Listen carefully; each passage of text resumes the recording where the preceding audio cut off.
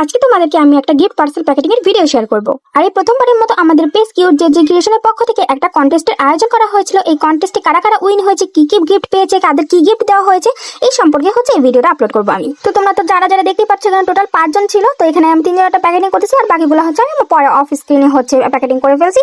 তো এখানে যা যা দিয়েছি সেম প্যাটার্নের জিনিসও আমি ওইখানে দিয়েছিলাম। তো এখানে ছিল নোটবুক, পাকা কলম, স্টিকার, দেন আরো লোমো কার্ড, দেন ফটো কার্ড, এইগুলোই ছিল। আর তো কিউট জেজে ক্রিয়েশনের পক্ষ থেকে যেহেতু প্রথমবারের মতো কন্টেস্টের আয়োজন করা হয়েছিল, সেজন্য এবার অনেকেই দিয়েছি, কিন্তু নেক্সট টাইম থেকে আমরা একজন করে দিব। তো এবার প্রথমবারে যে কন্টেস্ট ছিল, এটা নিয়ে অনেক ঝামেলা হয়েছে, অনেক কথাবার্তা হয়েছে, অনেক মানুষ ইনবক্স করেছে, ব্লক করে দিয়েছে, হাবি জাবি অনেক কিছু হয়েছে। অনেক একই মানুষ বারবার গিফট পেয়ে গেছে। মানে এবার তো প্রথম ছিল, বুঝতে পারি নাই।